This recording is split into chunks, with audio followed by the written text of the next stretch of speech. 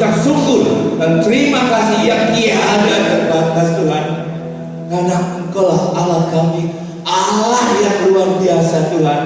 Dan kami yakin dan percaya pada pagi hari ini bahwa ada bersama-sama dengan kami semua dan memberkati seluruh pribadi lepas pribadi yang ada di tempat ini ya Tuhan.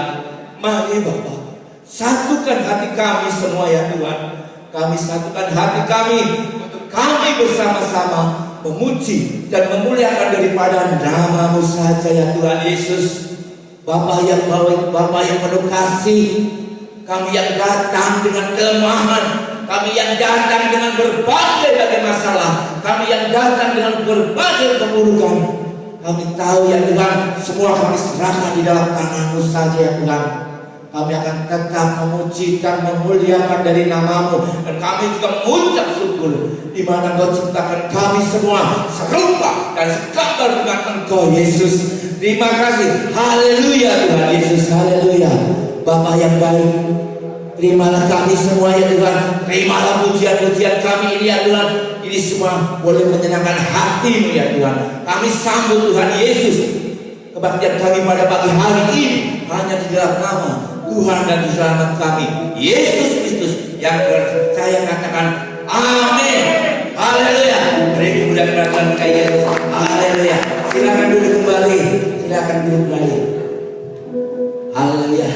Allah yang begitu baik, Allah yang begitu mengasihi kita semua. Kita ada hanya karena kemurahan daripada Bapa di dalam surga. Marilah saudaraku yang terkasih, mari jangan kita malu, jangan kita takut, karena hidup ini hidup untuk Tuhan dan mati pun kita semua untuk Tuhan. Begitu juga Tuhan Yesus, Dia rela mati untuk menebus kita semua. Mari saudara, kami tanggalkan semua beban yang ada pada diri saudara. Mari kita memuji dan menyenangkan hati Tuhan. Mari kita berbuat baik untuk Tuhan. Haleluya. Oleh karena kemurahan Tuhan. Haleluya.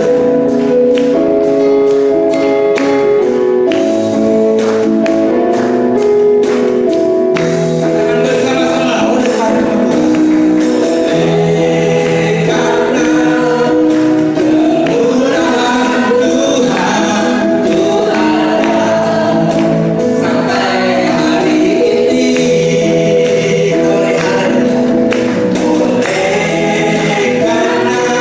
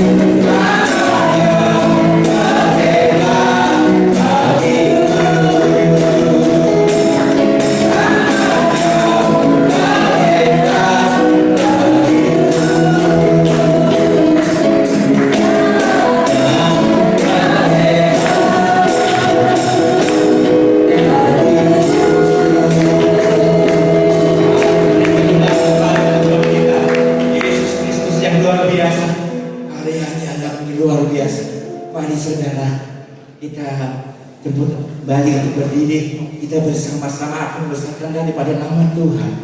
Buanglah jauh-jauh masalah bisnis saudara, masalah belum yang menimpa saudara. Yakinlah dengan iman percaya kami, iman percaya kita semua, bahwa Tuhan akan memberikan suatu jalan keluar, jalan kelegaan. Tinggalkan jauh-jauh belenggu-belenggu yang kurang enak, belenggu-belenggu yang isinya akan menghancurkan hidup saudara dan juga saya. Mari fokuskan hati dan pikiran kita semua untuk Tuhan, karena hidup kita semua adalah untuk Tuhan. Mari saudara, anak-anak kekurangan kita sambutkan nama Tuhan. Haleluya. Tuhan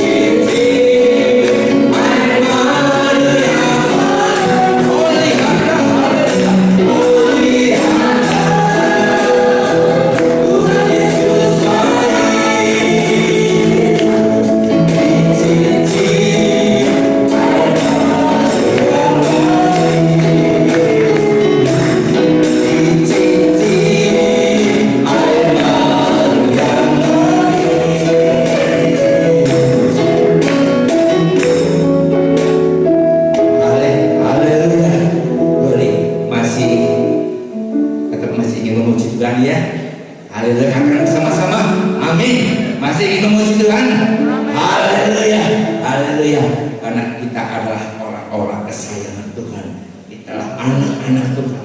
Dan yakin dan percaya, biarlah pandemi selalu melanda, biarlah di sana sini terjadi suatu kesulitan, mungkin kita merasa bimbang, mungkin kita merasa bingung, tak usah takut, hanya Dialah Allah kami, anak kita semua umat-umat Tuhan, anak-anak Allah yang luar biasa. Tuhan sendiri akan memampukan kita, Tuhan sendiri yang akan membela kita semua. Karena itu, mari saudara sekalian, kita sambut semuanya. Kita adalah anak-anak Tuhan yang disayang. Katakan bersama pujian ini, sayang disayang. Mari pujian.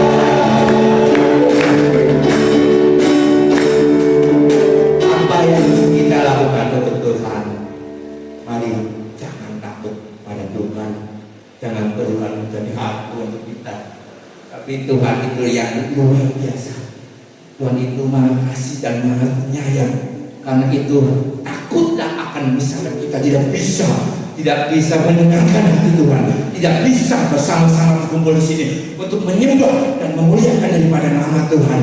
Mari saudara, buang jauh-jauh, jangan takut. Misal kita anak-anak yang berdosa, anak-anak yang kurang baik kepada Tuhan, karena kita diciptakan ini semua hanya karena kemurahan daripada Tuhan, hanya kata-kata Tuhan saja. Maka kita seharusnya sudah sepantasnya untuk kita selalu setia-setialah sampai mati. Haleluya. Mari kita undang pujian ini sekali lagi. Setia-setialah. Haleluya.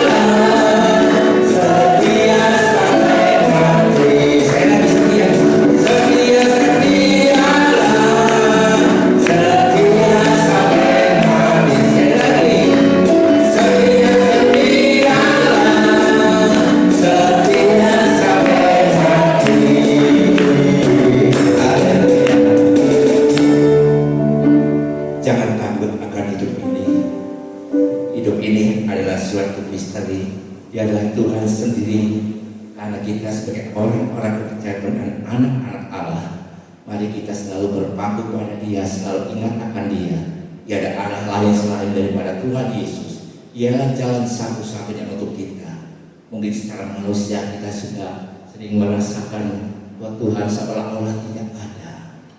Tuhan itu Maha melihat. Mari saudara, buanglah jauh-jauh akan pikiran kita. Jangan sampai mindset kita, pikiran kita dikuasai oleh iblis. Pekerjaan iblis memang luar biasa. Pekerjaan iblis sudah masuk ke diri kita, sudah mencuci otak kita. Tapi yakin dengan iman percaya kita bahwa Allah kita Allah yang baik, Allah yang selalu memperhatikan anak-anaknya. Karena itu saudara, mari saudara, buang jauh-jauh semuanya itu. Apa yang menjadi pikiran saudara, apa yang menjadi belenggu saudara, apa yang akan kau hadapi. Mungkin hari esok saya harus bagaimana, kedepannya harus bagaimana. Mungkin merasakan sakit, saya harus bagaimana. Serahkanlah semuanya kepada Allah, Bapa kita yang Maha Kuasa, Bapa yang Maha Kudus, yaitu Yesus Kristus. Ingatlah selalu akan pengorbanan Dia. Haleluya. Beri kemuliaan untuk Allah kita. Haleluya. Semua baik. Saudara, kita tunduk berdiri. Semua apa yang dikatakan Allah adalah baik adanya. Haleluya. Glory. Haleluya. Katakan sama-sama. Haleluya. Semua baik. Haleluya.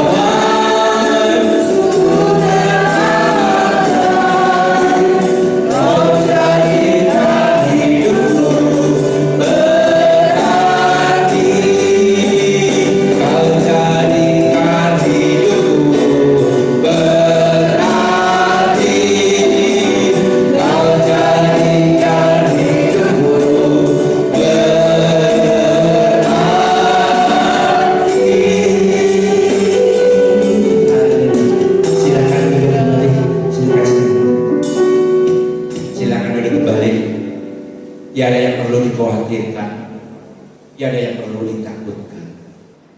Karena Tuhan menciptakan kita semua baik adanya. Mari saudaraku yang terkasih, mari yang mungkin yang masih ada di rumah, sekali lagi bahwa hidup kita adalah untuk Tuhan, mati kita juga untuk Tuhan. Mari jangan kita berpangku tangan di rumah saja, mari kita berikan yang terbaik. Takutlah akan Tuhan, bukan berarti Tuhan menjadi hantu, tapi takutlah akan kebaikannya. Sehingga mari kita buang jauh, kita bersama-sama ingin memuji dan muliakan daripada nama Tuhan. Dan tibalah saatnya pada pagi hari yang indah ini kita akan mendengarkan sebagian sabda daripada Tuhan kita. Mari persiapkan hati dan pikiran kita, jangan sampai ini mencuri kebenaran firman Tuhan. Lepaskan belenggu yang ada. Mari kita bersama-sama mendengar firman Tuhan. Aku yakin percaya, aku yakin saat hari. Haleluya. Katakan bersama-sama, aku yakin saat kau berfirman. Haleluya. Aku yakin saat kau berfirman.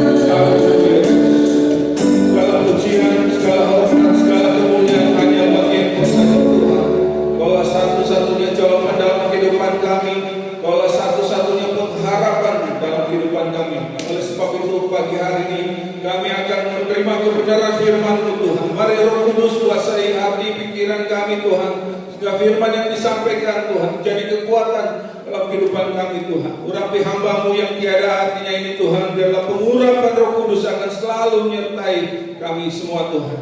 Kami siap mendengarkan kebenaran firman-Mu Tuhan, di dalam nama Tuhan Yesus Kristus. Haleluya, amin. Shalom. Untuk nama Tuhan, pada pagi hari ini mari kita berada di rumah Tuhan untuk mendengarkan kebenaran firman Tuhan. Firman Tuhan pada pagi hari ini saya mengambil judul Yesus Gembala yang Baik. Ya, kita akan membaca di dalam ayat yang mungkin kita sering membaca dan mendengarnya, yaitu di dalam Mazmur pasal 23 ayat yang pertama sampai yang ketiga. Ya, ayat ini mungkin sering Bapak Ibu dari sekolah minggu sering mendengarnya. Tapi biarlah pagi hari ini kita akan melihat dari sisi lain. Ya, firman Tuhan, demikianlah firman Tuhan. Mazmur Daud, Tuhan adalah gembalaku, akan kekurangan aku. Ia membaringkan aku di padang yang berumput hijau. Ia membimbing aku ke air yang tenang. Ia menyegarkan jiwaku. Ia menuntun aku di jalan yang benar oleh karena nama-Nya. Ya, kita percaya bahwa Tuhan adalah gembala yang baik. Mazmur Daud pernah jadi gembala dari domba. Dalam ayat ini tentunya gembala yang menggembalakan domba, ya Bapak Ibu. Jadi Daud mengungkapkan isi hatinya dan mengakui bahwa Tuhan adalah gembala yang terbaik, gembala satu-satunya yang dia andalkan dalam hidupnya. Tentunya bagi gembala akan mempunyai domba. Bapak Ibu, kalau domba itu mempunyai sifat, ada 3D ya Bapak Ibu. Yang pertama, D pertama dam, yaitu bodoh. Domba itu mungkin dianggap lebih pintar dari babi ya, maaf Bapak Ibu. Ternyata domba itu mempunyai kelemahan ya. Apabila sedang panik atau mengalami ketakutan, satu ekor itu misalkan berada di tepi jurang, apabila domba tersebut lari, maka domba-domba lain akan mengikutinya. Inilah suatu kelemahan dari domba. Kelemahan yang lain yaitu misalkan dalam suatu area rumputnya sudah habis, maka domba bisa memakan tanah apabila tidak ada rumput tersebut. Inilah domba atau kebodohan yang pertama. Yang kedua yaitu dia directionless atau dia tidak mempunyai petunjuk arah. Jadi tanpa gembala, domba tersebut akan hilang arah, hilang tujuan. Jadi perlunya gembala untuk mengorganisasi atau mengendalikan domba-domba tersebut. Yang ketiga yaitu dia defenseless, artinya dia tidak mempunyai pertahanan. Kita tahu bahwa domba-domba tidak mempunyai tanduk yang menjulang ke atas tetapi ke bawah. Apabila menghadapi hewan pemangsa, dia tidak akan berjaya. Inilah domba 3D ini yang domba miliki. Tentunya anak-anak Tuhan, orang percaya, kita ibarat domba ya, kita tidak berjaya. Kebodohan yang kita lakukan, yang pertama misalnya kita sudah tahu bahwa sesuatu harus yang kita lakukan adalah sesuatu yang benar, tetapi kita bodoh memilih jalan yang salah. Sering kali anak-anak Tuhan melangkah mengambil keputusan yang salah. Inilah kebodohan yang kita lakukan. Yang kedua, tanpa arah ya, directionless, direction, tanpa petunjuk. Seringkali dalam kehidupan kita mengandalkan diri kita sendiri.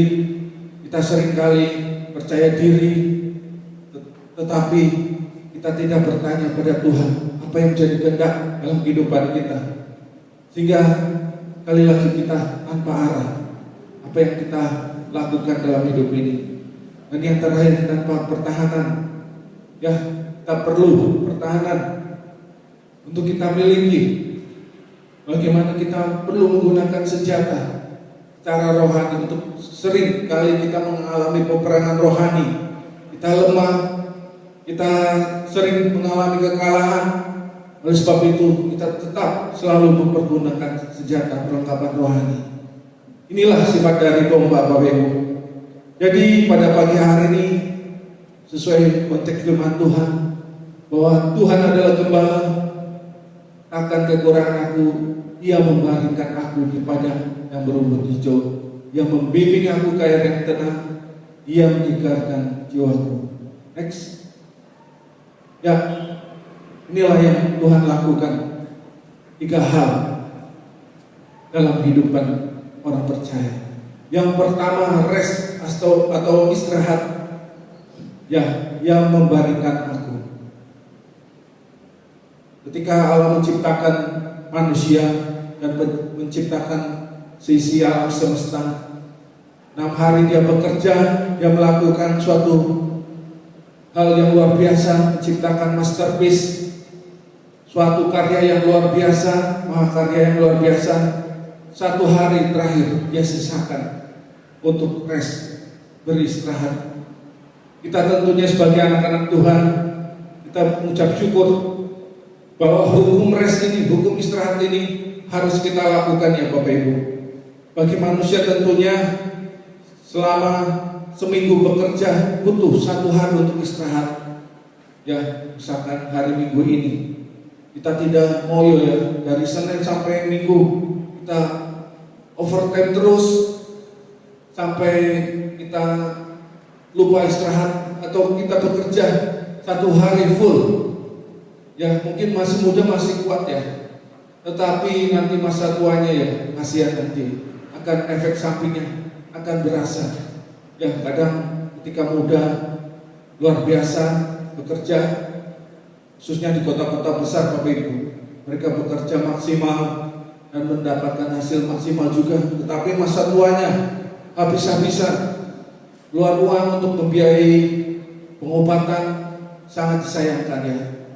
Jadi Tuhan menginginkan kita rest, istirahat. Tentunya anak-anak Tuhan mengetahui bahwa selama 1 minggu Tuhan menginginkan kita untuk rest berada di rumah Tuhan untuk mengkuduskan hari Sabat. Ya, sesuai janji Tuhan, bagaimana hukum Taurat untuk kita mengkuduskan hari Sabat sangat penting kita lakukan. Dan di dalam rest ini kita perlu, ya Bapak Ibu, secara manusia, secara daging. Kalau kita istirahat ketika rest itu akan memulihkan sel-sel baru akan terbentuk ketika kita istirahat. Secara jasmani, secara daging, secara rohani juga kita perlu rest, istirahat. Datang ke rumah Tuhan, memuji dan menyembah Dia. Inilah rest, istirahat yang Tuhan inginkan dalam kehidupan kita. Jadi Ia membaringkan aku. Yang kedua, refreshment, menyegarkan. Ia membimbingku ke air yang tenang. Bapak Ibu, apabila domba-domba digembalakan oleh gembala, Dia akan mengarahkan ke sungai yang tenang. Domba-domba tidak akan dibawa ke sungai yang airnya sangat kencang, deras, sehingga akan membuat domba tersebut bulu-bulunya basah.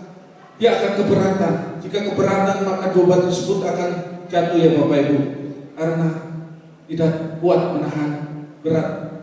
Jadi butuh air tenang domba-domba tersebut, dan butuh kenyamanan domba-domba tersebut. Apabila dia berada di air yang tenang, dia akan maksimal menikmati air yang dia minum. Cara rohani tentunya kita perlu untuk menyegarkan jiwa kita. Kalau jasmani kita disegarkan dengan air biasa, air putih, maka jiwa kita perlu disegarkan air. Air yang dimaksud yaitu air kehidupan, air kekekalan. Firman Tuhan di dalam Wahyu pasal 22 ayat 1 Wahyu pasal 22 ayat 1 menunjukkan, lalu ia menunjukkan kepadaku sungai air kehidupan yang jernih bagaikan kristal dan mengalir keluar dari tata Allah dan tata anak domba itu. Inilah air kehidupan. Dalam Wahyu 21 juga ayat yang ke-6 dikatakan, lalu firman-Nya lagi kepadaku, semuanya telah terjadi. Yang awal, Alfa dan Omega, orang yang haus akan kuberi minum dengan cuma-cuma dari mata air kehidupan. Jadi jiwa kita perlu air kehidupan. Air kehidupan ini bisa dikatakan kita membutuhkan Roh Kudus dalam kehidupan kita sebagai seorang penolong. Roh Kudus akan menolong kita ketika kita jiwanya bermasalah, jiwanya tidak sehat, jiwanya mengalami sesuatu gangguan, ya Bapak Ibu.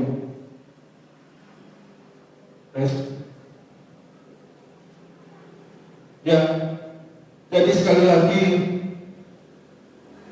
dalam gembala melakukan hal untuk memberikan kesegaran, melakukan menyegarkan sesuatu yang membimbing ke air yang tenang.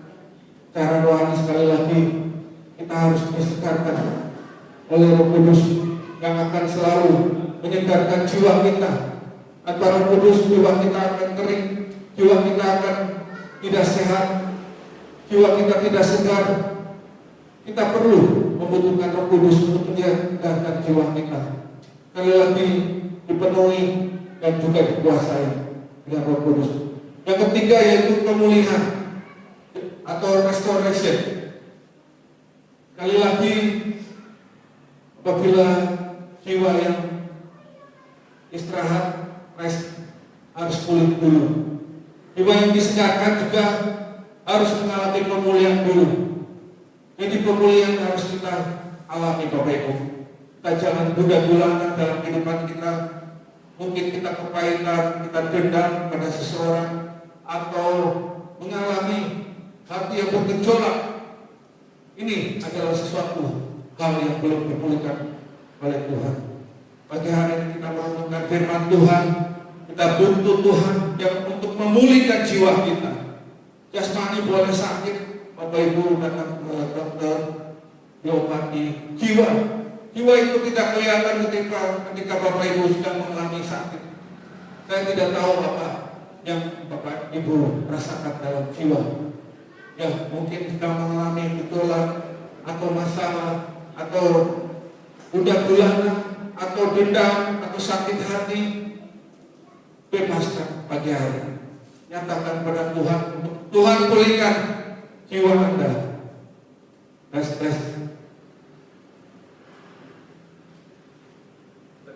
Tes. Ya, selanjutnya. Ya, Tuhan melakukan sebagai gembala yang memulihkan jiwa kita. Yang Dia lakukan di dalam jiwa yang berisi pikiran, kehendak, dan perasaan. Ya, sekali lagi kita melihat di sini bagaimana apabila jiwa kita belum dipulihkan, penyebabnya mungkin luka, ada luka ya Bapak Ibu, masa lalu. Mungkin Bapak Ibu punya kepahitan dengan seseorang, misalkan suami sakit hati dengan istri, atau istri sakit hati dengan suami, atau anak sakit hati dengan orang tua, sebaliknya Bapak Ibu, atau dengan tetangga atau keluarga kita yang lain. Inilah luka-luka yang harus kita obati.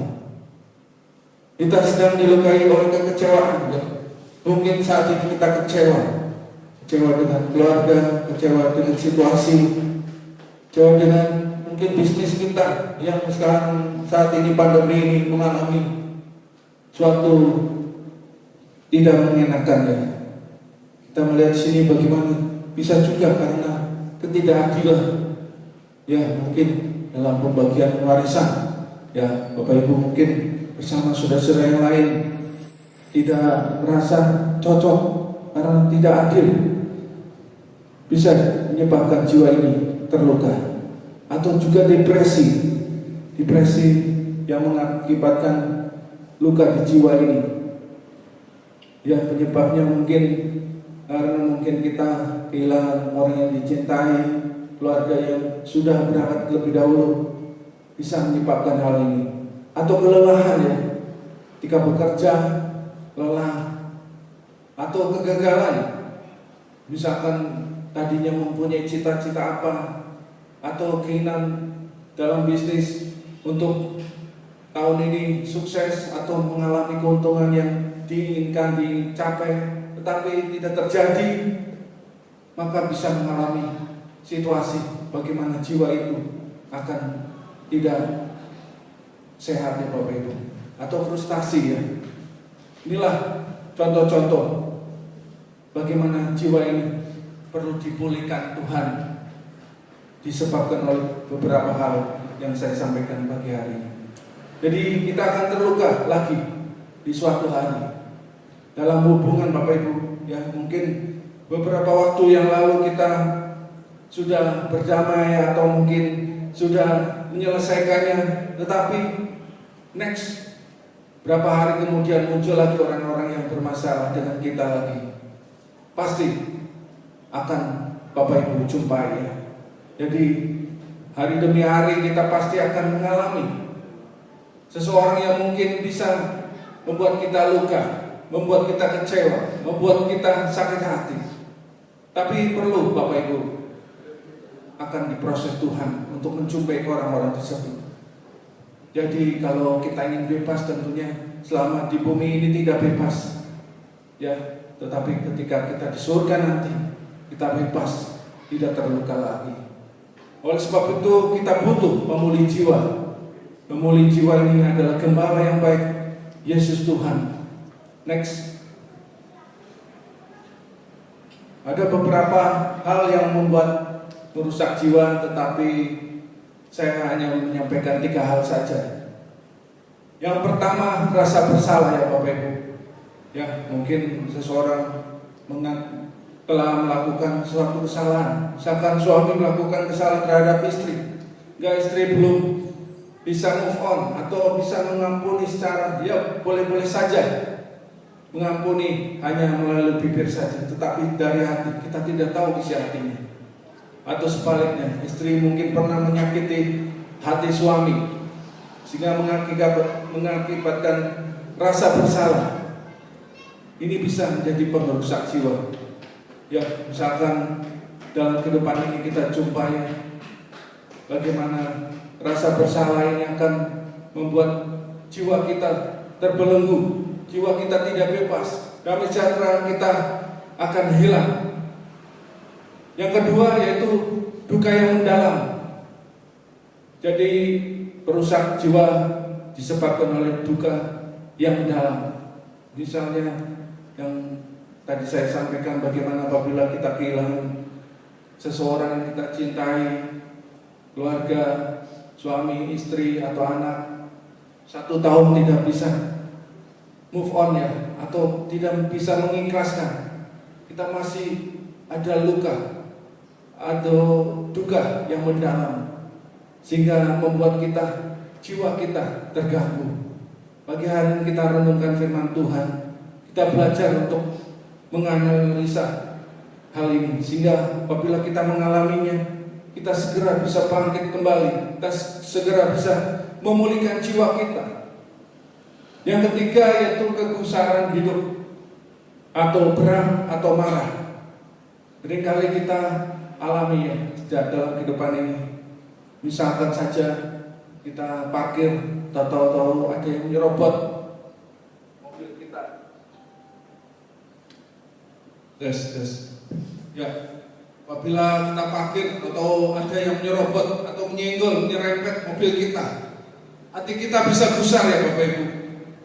Ya, mungkin orang tersebut keluar dengan petenteng-petenteng, ngeledekin kita bahwa kita kalah atau kalah cepat ya dalam mengambil parkir tersebut dan bisa membuat hati kita gusar.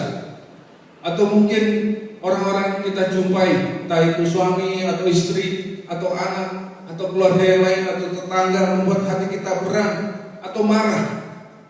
Inilah hal yang bisa merusak jiwa kita atau membuat kita gusar, ya, marah, berat, atau kita sangat kesal sekali, ya. Jadi dalam pagi hari ini kita harus melihat bagaimana perusak jiwa ini kita lepaskan secepatnya sehingga kita tidak terganggu dalam kehidupan kita. Next. Ya, yang Tuhan lakukan dalam hidup kita, bagaimana Dia ingin memulihkan jiwa kita. Hal yang pertama, Dia akan menghapus rasa bersalah kita. Jadi sekali lagi, apabila Bapak Ibu masih belum lepas bagaimana rasa bersalah, rasa terintimidasi, maka pagi hari ini kita akan merenungkan firman Tuhan bagaimana jiwa kita harus dibebaskan oleh dengan rasa bersalah, ya. Firman Tuhan di dalam Mazmur pasal 38 ayat 5 sampai ke 7, Daud menyatakan bagaimana sebab kesalahanku telah menimpa kepalaku, semuanya seperti beban berat yang menjadi terlalu berat bagiku. Luka-lukaku berbau busuk bernanah oleh karena kebodohanku. Aku terbungkuk-bungkuk sangat tertuduh. Sepanjang hari aku berjalan dengan duka cita. Jadi Bapak Ibu, apabila mengalami suatu rasa bersalah ini sangat tidak mengenakan, ya Bapak Ibu, akan mengganggu kehidupan kita, akan membelenggu kehidupan kita. Kita tidak bebas dalam melangkah hidup ini. Kita seperti ada sesuatu yang mengancam. Ya, next. Ya, kalau diilustrasikan rasa bersalah ini ibarat kita berenang, Bapak Ibu. Tetapi satu kaki kita diikat oleh belenggu. Nah, belenggu rasa bersalah ini berat beban. Ya, hingga bagaimana mau berenang apabila masih ada beban sehingga kita tidak bisa ke atas. Dan kita melihat di sini bagaimana ada 6 tanda yang membuat rasa bersalah ini mengakibatkan kerusakan kehidupan kita. Hal yang pertama yaitu yang ingin saya sampaikan, yaitu Anda paranoid terhadap banyak hal, ya, atau kita sering mengalami fobia, ketakutan, ya, apabila di dalam gelap takutnya mungkin takut tidak diam, tetapi takut teriak-teriak, atau mungkin karena pandemi corona ini ketakutan, ya, fobia dialami seseorang, bisa saja takut kemana-mana. Bahkan melakukan hal yang kedua, Anda bereaksi lebih terhadap hal yang kecil, ya, misalkan ke wastafel terus tiap 1 menit, cuci tangan terus. Nah, ini terlalu over, terlalu berlebihan. Jadi inilah penyebab bisa mengakibatkan guilty. Yang ketiga, humor Anda kering dan bisa membuat orang tersinggung atau menyengat. Ya, bisa saja ini mengakibatkan rasa bersalah. Dan keempat, Anda sering keseleo lidah, ya, bisa mengakibatkan rasa bersalah ini. Apabila juga Anda berkompensasi berlebihan dan juga Anda merasa bertanggung jawab atas hal-hal yang kecil. Inilah 6 hal yang kita bisa merenungkan bagaimana perasaan bersalah ini akan tidak membebaskan kita menjadi terbeban dalam hidup ini. Inilah yang harus kita lepaskan beban sehingga tidak membelenggu jiwa kita. Next. Jadi firman Tuhan di dalam Roma pasal 3 ayat 23 sampai yang ke-24 dikatakan, karena semua orang telah berbuat dosa dan telah kehilangan kemuliaan Allah, dan oleh kasih karunia telah dibenarkan dengan cuma-cuma karena penebusan dalam Kristus Yesus. Jadi firman Tuhan ini kalau di dalam terjemahan bahasa Inggris, karena bahasa Inggris lebih mendekati dengan terjemahan aslinya. Bagaimana dikatakan Yesus atau Allah mendeklarasikan bahwa kita tidak bersalah. Declare us not guilty. If we trust Jesus Christ, who in mercy freely take away our sin. Ya, kita akan dibebaskan oleh Tuhan dengan rasa bersalah yang kita miliki. Jadi seringkali iblis mengintimidasi anak-anak Tuhan. Ya, sekali lagi misalkan dengan masa lalu kita, oh kamu tidak layak, kamu mempunyai masa lalu yang sangat tidak baik, kamu tidak bisa apa-apa nanti. Inilah pekerjaan iblis, menghantui anak-anak Tuhan. Saya ingat Ibu Mariati bagaimana ketika dia berdoa, kadang dia teringat masa lalunya, dan dia mengakui bahwa dia banyak kesalahan yang dia lakukan di masa-masa lalunya. Tapi saya terus memotivasi bahwa jangan terintimidasi Mbak Mariati, sehingga akan bebas, karena kita percaya bahwa Tuhan sudah mengampuni dosa kita. Sekali lagi, bebaskan rasa bersalah Bapak Ibu. Kita jangan ingat ke belakang, tetapi fokus ke depan sampai garis finish, selesaikan dengan baik. Next. Ya, yang kedua yang Yesus lakukan, gembala yang baik yang dia lakukan yaitu ia melepaskan dukaku. Firman Tuhan di dalam Mazmur 31 ayat 10 berkata, kasihanilah aku ya Tuhan, sebab aku merasa sesak karena sakit hati, mengidaplah mataku, meranalah jiwa dan tubuhku. Ya, kita melihat di sini bagaimana pemazmur Raja Daud dia mengalami kesesakan, bagaimana dia mengalami sakit hati karena musuh-musuhnya yang berusaha membunuhnya, musuh-musuhnya yang mengejarnya, musuh-musuhnya yang menginginkan nyawanya, mengakibatkan dia sakit secara jiwa, secara hati. Ya, jadi kita harus melepaskan rasa duka. Ya, jadi apabila kita mengalami duka yang membelenggu kita tidak ikhlas, apabila seseorang yang kita kasih meninggal atau kita kehilangan seseorang yang dicintai, pasti tentunya jiwa kita akan merasakan suatu kesedihan atau beban berat. Oleh sebab itu Tuhan ingin mengubah kita melalui kebenaran dan penderitaan. Jadi ada proses yang kita harus alami dalam dunia ini. Tuhan ingin agar kita diubahkan melalui kebenaran, yaitu dengan firman Tuhan. Kita mendengarkan firman Tuhan untuk kita belajar membebaskan jiwa kita dari hal-hal yang tidak kita inginkan atau yang membelenggu jiwa kita bebaskan setelah mendengarkan kebenaran firman Tuhan, agar selama hidup ini kita harus pulih jiwa kita.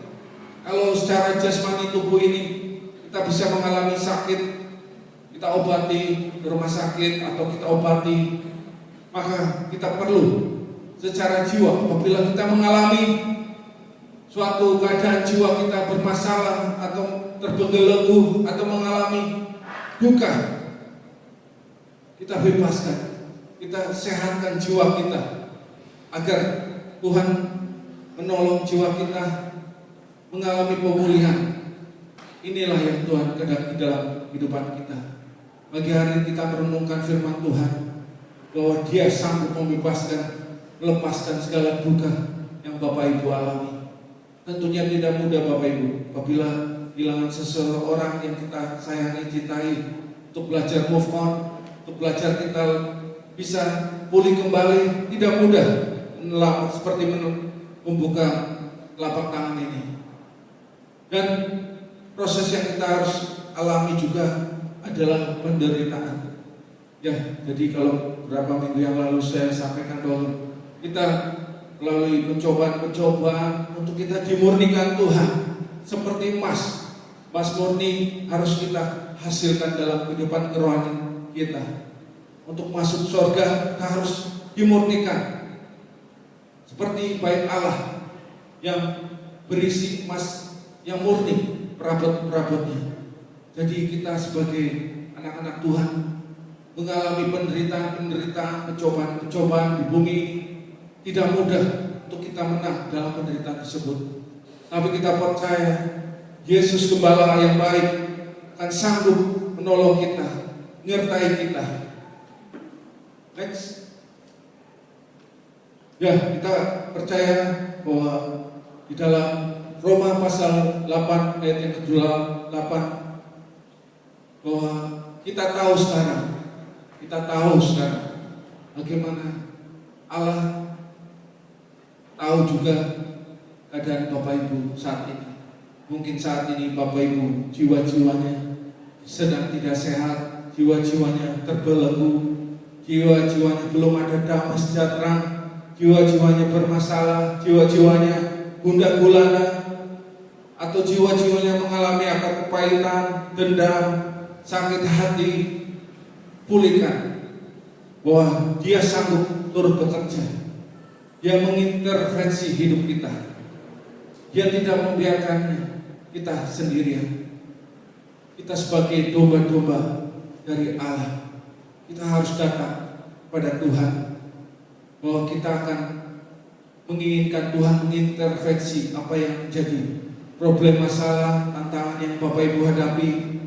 Kita kembali ke Gembala Agung kita, bahwa Dia turut bekerja dalam segala sesuatu untuk mendatangkan kebaikan. Jadi penderitaan, jiwa-jiwa yang kita mungkin terbelenggu, ini Tuhan izinkan kita alami untuk kita mendatangkan kebaikan. Apabila jiwanya tidak bermasalah, mungkin Bapak Ibu tidak ingat Tuhan, kita tidak mengandalkan Dia, lupa Dia adalah pencipta kita. Pagi hari kita merenungkan bagi mereka yang mengasihi Dia, yaitu bagi mereka yang terpanggil sesuai dengan rencana Allah.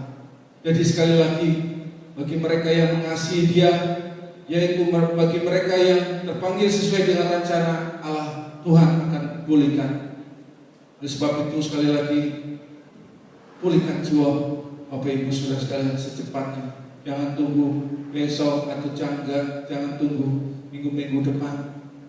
Minta Tuhan untuk pulihkan. Next. Yang terakhir, ya, Yesus melakukan pemulihan jiwa.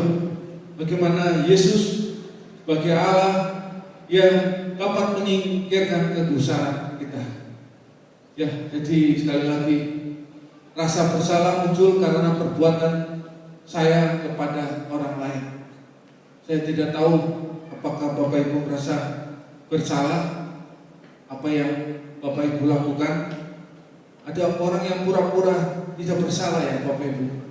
Ya, mungkin dengan perkataannya, ya bisa saja dia tidak mengakui atau tidak merasa bersalah.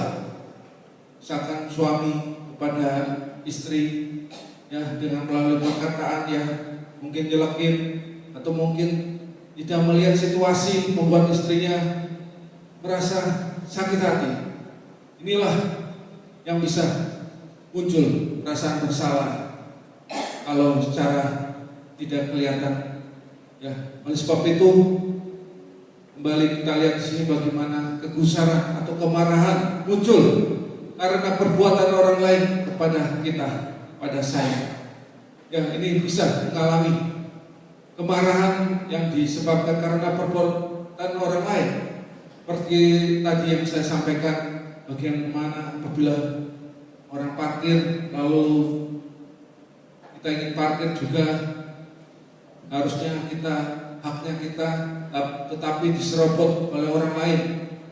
Sehingga kalau secara jiwa kita tidak siap atau kita tidak dikuasai oleh Tuhan Roh Kudus, kita pasti akan gusar sekali. Ya, bisa saja kita akan marah, akan mengajak berkelahi, atau akan melampiaskan sesuatu Ya, inilah kegusaran yang sering kita alami ya dalam kehidupan sehari-hari.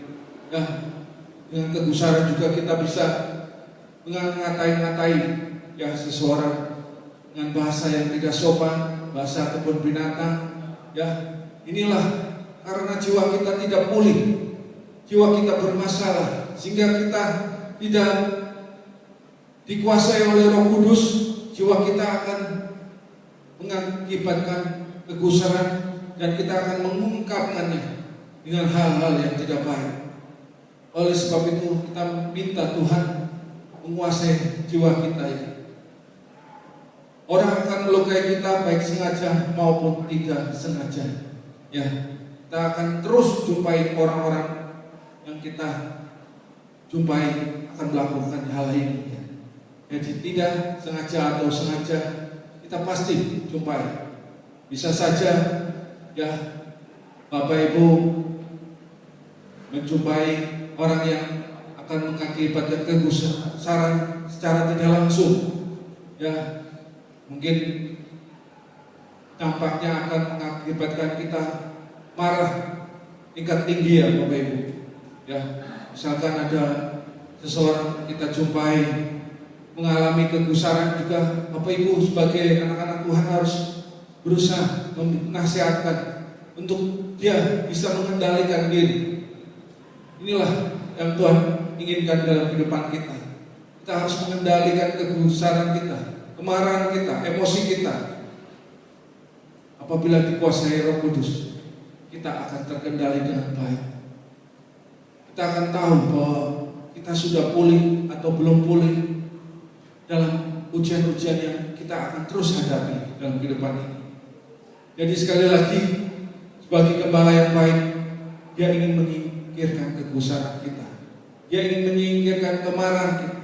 Mungkin Bapak Ibu saat ini masih marah. Kemarin hari yang lalu mungkin marah terhadap tetangga atau keluarga, atau suami atau istri atau anak. Bebaskan, pulihkan secepatnya. Minta Tuhan untuk melepaskan segala kegusaran yang Bapak Ibu rasakan. Jangan dipendam-pendam, jangan berlarut-larut. Bebaskan jiwa Bapak Ibu. Next. Ya, bagaimana ada pernyataan dari seorang hamba Tuhan? Bagaimana di sini dikatakan kegusaran akan selalu menyakiti hati kita lebih daripada yang digusari. Ya, misalkan Bapak Ibu tadi parkir dengan mobil atau diserobot mobilnya, orang tersebut pasti tidak akan sakit hati, bahkan dia akan senyum-senyum bahwa dia menang, kita kalah cepat, kita ibarat seperti pecundang ya Bapak Ibu, ya bisa mereka ledekin kita ya. Inilah dikatakan bagaimana kegusaran akan mengakibatkan hati kita sakit, sehingga daripada orang yang kita gusari ya. Jadi sekali lagi Tuhan menginginkan kehidupan kita untuk kita bebaskan segala kemarahan kita, bebaskan segala kegusaran kita, bebaskan segala dendam kita dalam kehidupan ini, agar kita terlepas dan jiwa kita tetap segar di dalam Tuhan. Ya, inilah firman Tuhan yang telah saya sampaikan. Jadi kembali pagi hari ini kita renungkan firman Tuhan. Yesus adalah gembala yang baik, gembala yang tidak akan membiarkan kita. Pagi hari ini kita belajar untuk kita bebaskan jiwa kita yang terbelenggu dari duka, dari rasa bersalah, dari rasa kegusaran. Pagi hari ini kita belajar melepaskan hal-hal yang membelenggu dalam kehidupan ini, sehingga di masa-masa sulit seperti saat ini, pandemi corona ini, kita harus belajar bagaimana Tuhan sebagai gembala yang baik. Tuhan tidak membiarkan kita ya. Jadi khususnya saat situasi saat ini ya, kita tahu bahwa Indonesia sudah resesi ekonomi, kesulitan belum, pasti akan bermuncul kembali di negara ini. Kita harus percaya bahwa Tuhan Yesus adalah gembala yang baik. Dia akan menyertai kita ketika kita melewati lembah-lembah kekelaman.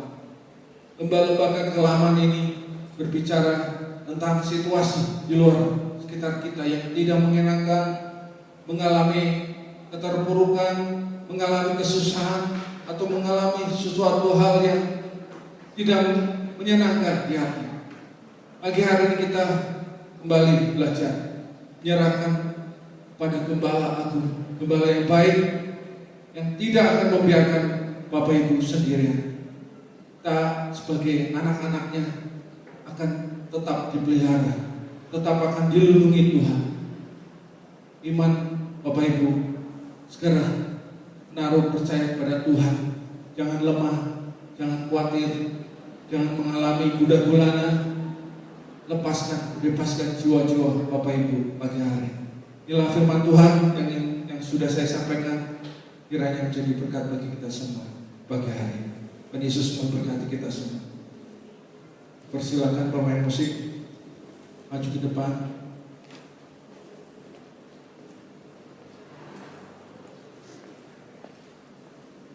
Kita akan menyanyikan lagu Bapa Kau Setia.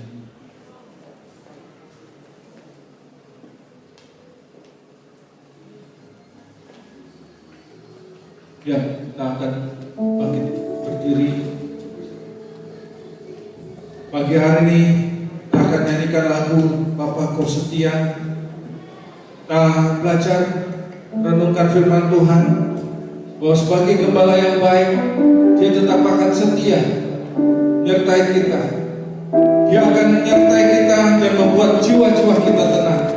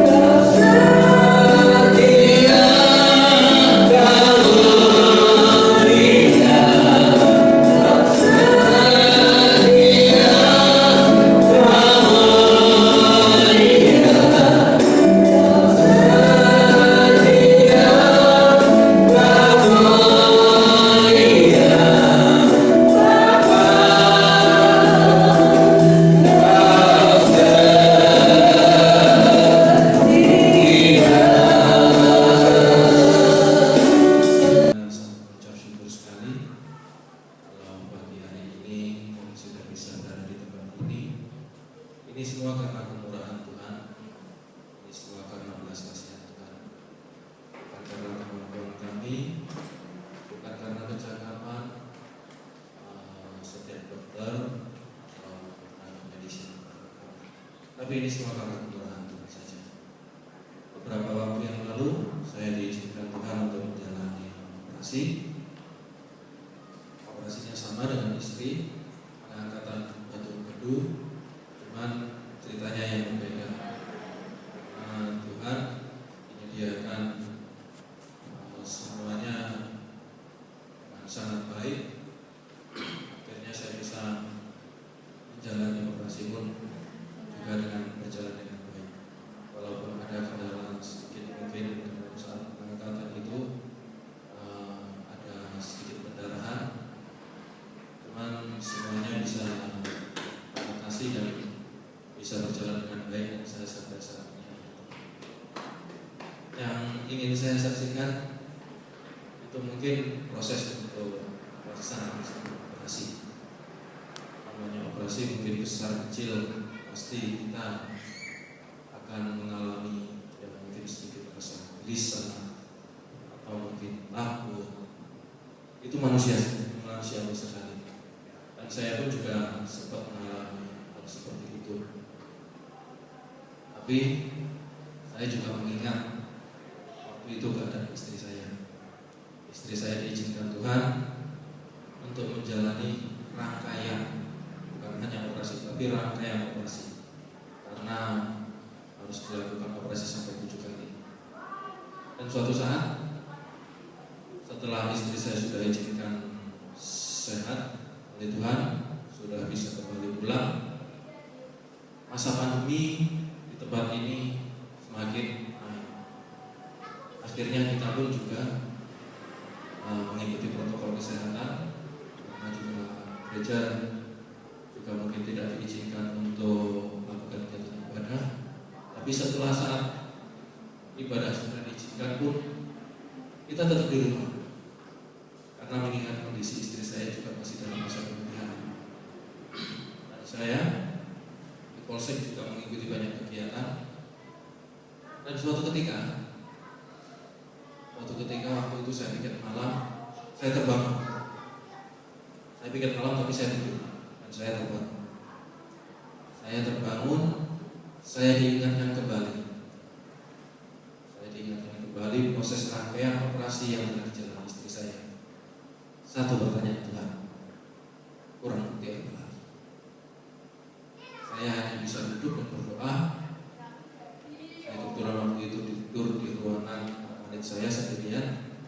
Saya hanya bisa berdoa. Saya jawab, cukup Tuhan. Tidak, saya agak gelisah. Malam itu kurang lebih saya sampai jam 2:30 saya WA istri saya, besok kita ke gereja. Kalau Tuhan mau kita buat sakit, meninggal, ya meninggal saja. Mau kena COVID, meninggal, ya meninggal saja. Operasi meninggal, ya meninggal saja. Semuanya Tuhan yang sudah mengatur. Tuhan tanyakan, kamu kurang bukti apa lagi? Saya bilang, cukup. Saya percaya Tuhan sudah tolong kami, Tuhan sudah tolong istri saya, sehingga kita dapat jalani kehidupan sampai saat ini. Ini semua karena pertolongan Tuhan, bukan karena kemampuan kami, bukan karena kecerdasan. Akhirnya yang membuat semua itu saya menjadi tenang saat akan menjalani operasi. Sebelum menjalani operasi, saya ada kelengketan di baju saya. Kalau bisa akan dilakukan operasi pakai alat, tapi kalau nggak bisa tetap akan dibedah. Kemarin kejadian istri rangkaian operasi sedemikian panjang, dan saya pun juga harus mengalami. Secara manusiawi pasti saya masih sangat trauma. Apa nanti yang akan terjadi dengan saya? Puji Tuhan, Tuhan sudah mengingatkan saya. Kamu kurang bukti apa lagi? Itu yang membuat saya tenang. Jadi saya mau menjalani rangkaian operasi pun, ya teman teman istri juga ikut menemani di sana. Ya hanya ketawa-ketawa saja. Kamu ini mau operasi tapi kayak mau jalan-jalan saja. Ya, kita anggap semuanya di sini hanya jalan-jalan saja. Kita hanya liburan di rumah sakit. Puji Tuhan. Tuhan pakai kami untuk dapat bercerita, walaupun saat mengalami rasanya mungkin tidak bisa mungkin sambil senyum-senyum seperti ini. Tapi memang ini yang selalu kita minta. Kita selalu memiliki kesaksian, bukan kesaksian orang lain, tapi kesaksian hidup kita yang ingin kita bagikan kepada orang lain. Mudah-mudahan kesaksian ini dapat menguatkan Bapak Ibu semua, mungkin juga yang ada di rumah. Tuhan mengerti, Tuhan tahu, bahkan jumlah rambut kita pun Tuhan perhitungkan. Masa pandemi jangan menghambat kita untuk datang berbakti kepada Tuhan. Terima kasih. Tuhan Yesus.